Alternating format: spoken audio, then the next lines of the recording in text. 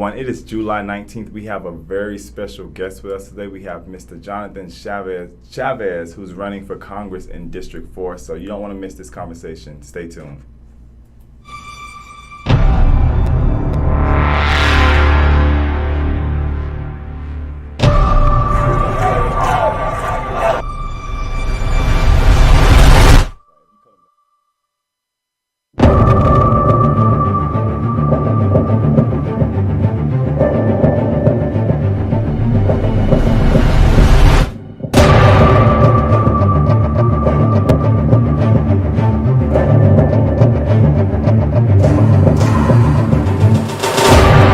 People are dying because they're waiting on us. What are you going to do? What are you going to do?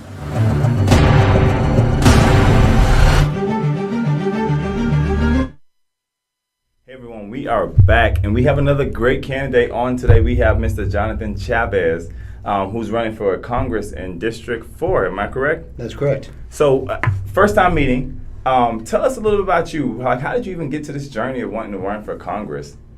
Well, I was born in Albuquerque, New Mexico. My grandparents actually immigrated from Mexico, so my father was first generation American. Based on what he's done and acquired throughout his life before he died, he was the first in his family to go to college. He was also the first in his family to go in the military. He was also a combat veteran in Vietnam. One of the things he always raised me with the belief is if you want something, you have to work hard for it. So with that belief, I've always worked hard for everything I had. I've gone to undergrad school, I went to grad school. I landed in a job that was pretty much my dream job. However, growing up, being in the military as well for 23 years in the medical field, I've always helped people. I've always had this passion, especially people who gravitate towards the medical field are ones who want to help people. So even though I'm in a job that I really like and I really love and the one I've been working for my entire life, the thing is I see a lot of things that are happening in the district and in the country that I think that need to be fixed. I think what we're doing is I see this polarization where we're kind of separating ourselves and America is separating. And I want us to come back together. So I had to have a talk with my wife. Look, I could stay on this trajectory, stay in the business path I'm at, and we could be very successful, or I can deviate from that. And we can go into public service where we can actually make a difference and we can actually help people. So we prayed on it, we talked about it, and based on what we came up with this is what the path that I think I should do is I need to go into public service so I can help people. I think politicians have lost that sight. I think that it's been more about pride or staying in the public sphere or for one reason or the other. However, what they've lost focus is that it's all about the people and it's about the American people that they need to help. And that's what I want to do is I want to help the American people more than anything. I don't want to stay in Congress forever. Afterwards, I have no idea what I would do, but I want to make that mark where I can actually try and pull people back together so we can get back on a trajectory that's correct for America and for all of us. And you know, it's interesting, before we started the podcast, we had a dialogue. And one of the things we talked about was like the dysfunction in this country. One of the things that it scares me the most, all honesty, is that I don't know what America looks like 50 years from now. Like we don't talk to each other anymore. People who are Democrat or Republican, there's no in between, there's no conversations anymore. People are not willing to talk across the aisle anymore. There's a lot of bills that are being held up in Congress now on both sides of the party that we probably have fundamental agreements on. It's just because of the fact that you're presenting it and you're in one party and I'm presenting it and I'm in another party, it doesn't move. How do you feel like you can go and help that deadlock, and what are some of the things that you're going to do to make sure that if you're elected to Congress, that you can make sure we can bring down some of those barriers and get people talking to each other again? Well, I think some of it has to do with just kind of reaching out to fellow congressmen and reminding them what who's going to be impacted the most. It's not political affiliation that we're concerned with. It's what, like I said, helping the American people. Sometimes I feel what congressmen and women are doing is they're becoming too disconnected. Sometimes, like right here, when you sit down and just have a few Congress people get together and just talk.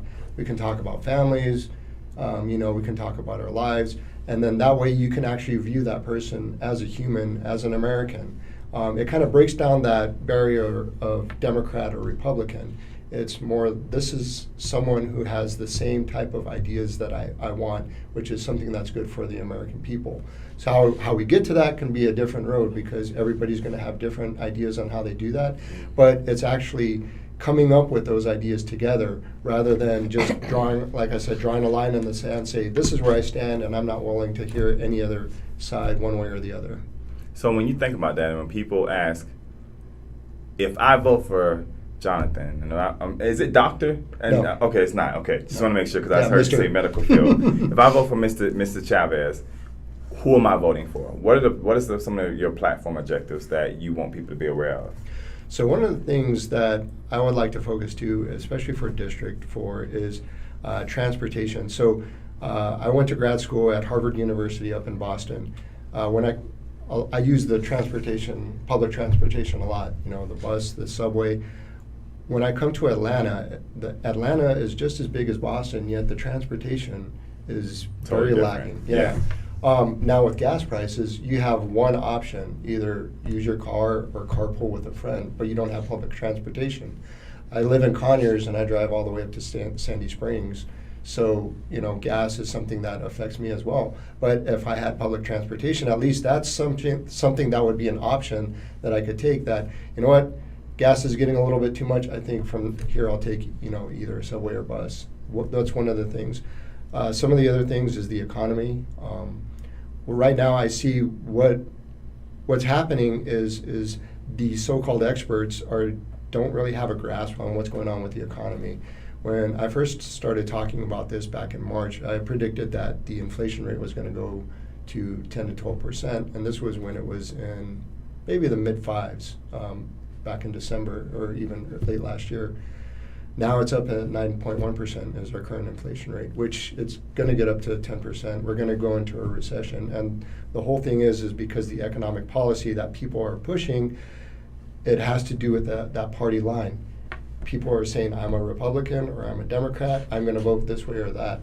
But they're not willing to talk to each other about what's best for the economy. And when you get people who actually understand the economy a little bit better, and then actually listen to them and come and actually listen to their ideas, I think that would help. Gas as well, something like, along with the transportation, opening up. I know that green energy is the best for our country and for our environment. However, the technology is not there yet. So we need a division of where we have fossil fuels, but we have money that's going into developing the technology for green energy. So that way in the future, we can actually go into a path that is more of green energy. That will be better for us in the future. But just putting all your chips in fossil fuels or green energy is not something that is viable. So that way it has to be a little bit of a division. So you're focusing on the technology for the green energy, so you're not putting everything in fossil fuels. And then you're going to also help those fossil fuel companies as well transfer into like a green energy sector. Because when you tell fossil fuels, we need you to invest in fossil fuels today, but in 5 years I'm going to shut you down. Nobody's going to want to invest in that. Mm-hmm. Whereas if you say, right now we need fossil fuels, but we're going to also invest in the technology for green energy, and we would like to help you with regulation and policies. That way you can transfer from fossil fuels into green energy with us. So that way your company can align with us as well. So two of the biggest things for you would be transportation, which I agree with you. Like if you go to New York and places like that, it's totally different. You can get from Brooklyn's, Queens, all the way down to Manhattan in less than 30 minutes on transportation. And driving, you probably gonna be like an hour and a half, right? I do agree. Like when I first moved here, I actually stayed in Cherokee County, Woodstock, and I worked in Alpharetta. And it was crazy because even when a snowstorm or snowmageddon hit, there was no way for me to get home, and it took me almost 15, 16 hours to get home because the only option I had was my car. If public transportation was available to me, it probably would have been different. And also, too, like one of the things that is very interesting to me is that you do kind of talk about the collaboration, the partnership, the communication aspect of it. Going back to I think one of the other questions that we asked earlier is that how can you make a difference in that space? Like, how would it be that, like, what is it that you're, like, what are some of the things that you're solidly willing to do if you're elected to Congress to make sure that your counterparts or people on both sides of the aisle know that you're somebody who's willing to collaborate with anybody, as long as we can find alignment on certain issues, and to be able to have open dialogue about issues, and let's try to find the middle point and where we can both, where everybody's happy. I mean, everybody's content, not happy. No one's ever going to be fully happy, but everybody's content. So that kind of goes back to, just meeting with people, in Congress, talking about ideas away from work and then bringing those ideas back into work. The thing, I've never been a politician. I never even had political aspects before. So I think having somebody that, like I said, when we talk about having somebody that has a different mentality of thought, when you have a team, if you're surrounded by yes men, that's all you're going to have is people that can't think outside of your box because you're surrounded by like-minded individuals. Or if you have somebody who was never a politician before and says, hey, I've worked in the private sector, I've also worked in the government sector, I was in the military, I can bring some of these ideas that I've seen into helping resolve some of the situations that we're in right now. Because right now, politicians, and they're in their little bubble where they don't see much outside of Capitol Hill or maybe even much outside their district, where they didn't have enough background in private or government aspects where they can bring those ideas, saying, hey, we've tried this in government and it didn't work, or we tried this in public, it didn't work, or private and it didn't work. So I think it's having somebody with a well-rounded background that's coming into politics fresh and not having any preconceived notion of what politics is all about. It's actually going to help change the sphere of this drive that we've always had, that politics is one way and everybody has a political career from their 20s and they strive to that until they obtain that. Where, if we have somebody that comes from a different background, I think it would help. All right. So I have a couple of questions here. Can you tell the people what areas are part of the Metro Atlanta Area District 4 covers? So it covers most of DeKalb, all of Rockdale, and most of Newton as well. Those are the biggest impacted areas. I myself live in Rockdale. I live in Conyers. It's where my wife grew up. It's where she's always wanted to come back to. And I love it. I've always lived in a city. I lived in Albuquerque, New Mexico. I lived in Boston. So I lived in a city atmosphere. But now we're kind of more in the country. We have chickens. We have dogs. We have more acreage. I didn't think I was going to like it, but actually it's very peaceful. So one of the things, because this is now our home, I want to see the home that I live in, the district I live in, I want to see it grow and thrive. I want to see the people around me grow and thrive as well. I don't want to be just the one successful person in Conyers. I want to help everybody become successful. And that, bringing in more business, helping people get better jobs. I think those are some of the things that we need to do for our district. And I think, like I said, by having a different mentality, I can do that, especially work in the business field. So I worked in medical, and I work on the business side of medical right now. So I have some ideas that I think that could bring more businesses into our district that would help a lot of people. All right. So transportation, if I may go back to that, is actually one of my strong suits, and that's my background for a number of years. But so one of the first things I noticed when I moved here to Georgia was the lack of transportation, not just it's mostly Atlanta or Fulton County, and then you have other companies, Cobb, Gwinnett, that have their own personal transportation programs in place. But my understanding is that other areas have voted it down, and to me that seemed like cutting off the nose to spite the face. Even though they need the transportation, they just didn't want it to be public transportation. I guess I'm not sure exactly what all the particulars were. So how do you go about getting your constituents to vote in favor of public transportation that would be beneficial to them, getting getting them back and forth into town? Because I've driven the area, so I also know that there's a large stretch of land that you got to cover when your own personal vehicle, and with prices being what they are. How is that going to? How do you go about getting them to vote for that? So I think it's just bringing it back to the people and explaining exactly why. So having several town halls with technology, I mean, we don't even really need to have town halls, but I think it's good to actually physically be in a town hall where actually people can see, their elected officials speaking to them and listening to their issues. Technology is good when you need to reach a broad base where not everybody can join at the same time. So having both several town halls throughout, DeKalb, Rockdale, Newton, but also opening it up to, the sphere of having virtual meetings as well, so people can attend, and explaining this is why I think we need it. This is why I think we should have it. This is how I think it would be beneficial to you. So I would like to hear your ideas for or against why we shouldn't have it. And actually listening to everybody, listening to what they have to say. Is it going to cause more pollution?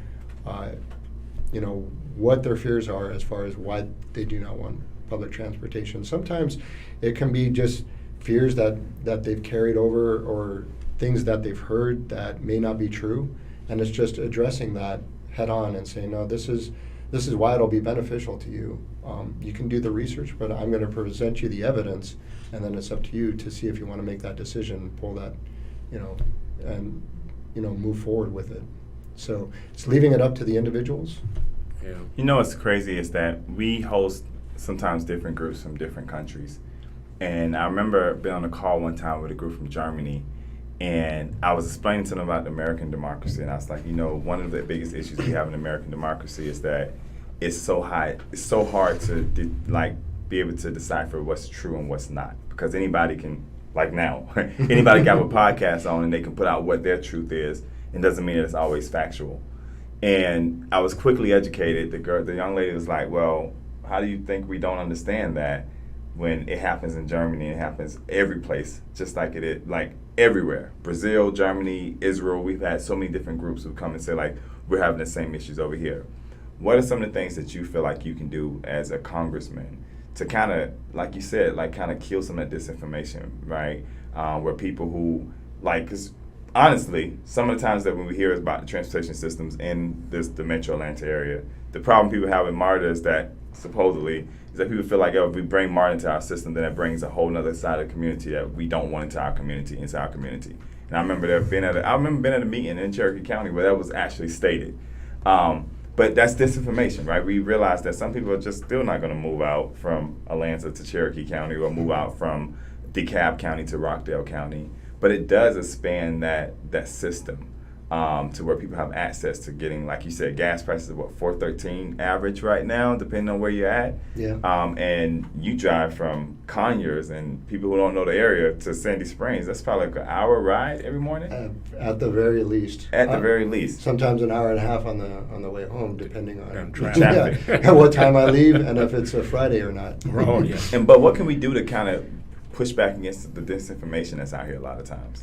So one of the things I also did on my website is, so it was trying to reach a large swath of people that can actually hear how I approach certain situations, or how I come to rationale, like when it comes to the economy or what I see is good for the gas prices. So what I would do is I just record videos of me talking, like 10-15 minute videos, and I would present the evidence and say, these are some of the things I've heard that I don't believe is true, because here are the facts, and here's the science, or here's the data. So everything that I like to provide forward is data driven, rather than just hearsay or speculation or anything like that. Because like you said, anybody could have a podcast, they can say anything, but if you have data to back it up, that's where the concrete evidence actually makes an impact. So putting these videos, so as a congressperson, I think what people need to do is they need to put out videos talking about stuff like this, where they stand. and then, setting up town halls where they can, talk about also the videos or what they feel. I feel there's a disconnect where the congressperson, they make the decision, but they don't really hear from the constituents. I don't hear about many town halls being developed, at least in my district, where anybody's listening to the voice or the concerns of the citizens. They're making judgments and they're making decisions without actually hearing from the people in the district. They're saying, I think this is how they would vote, so I'm going to vote this way, without actually hearing their voices, because maybe they could vote along that way, but maybe there would be one issue where they would say, no, I don't really agree with that. So, and like you said, not everybody's going to agree, but it's going to be for the consensus and what's good for the best for the district. One last question before we get ready to close out. You have to make your final appeal to people why they should vote for Jonathan Chavez over your opponent. What would be your pitch to them today? I think the strong thing is I can help try and bring that gap together a little bit. From what I see is the division within our country is getting wider and it's getting deeper. I want to bring people back together. It doesn't matter your race, your color, your ethnicity, your gender, your sex, or anything like that. We all live in America. We all have American values. Some of them are different than others, but we all live in this country, and it seems that depending on where you lie on one spectrum or the other, being Democrat or Republican, it doesn't seem that one side is listening to the other side. Where we, as a congressperson, you need to listen to everybody, and that's one thing that I can do is listen to everybody. And that's one thing I would like to do is listen to everybody, hear what they have to say, and together we can make those decisions that's best for our district. By driving the district to what the people want, I think they'll be happier in the place they live in. Because, like I said, nobody really listens to their voices. I think I can do that. I can go out there, have those town halls, I can have those virtual meetings where people can discuss with me what they want to see change in their district. And that's why I think I would be the better candidate, is because I want to bring us together, I also want to listen to everybody, and I want to drive the district to what everybody wants. And I'll end by saying this. I mentioned this earlier to you. Don't stop touching people, man. I mean, it's just so important. People want to know that their opinions are being heard. And one of the things I think has been most disappointing is that even after we elect officials, like you mentioned earlier, and I love this part about you, is that those officials forget the community in which who elected them. And where we'll go to the Capitol and we're their constituents, but they won't even make the time to meet with us, and they'll put us with a whole team of people when they're not really doing anything. There's no vote on the floor.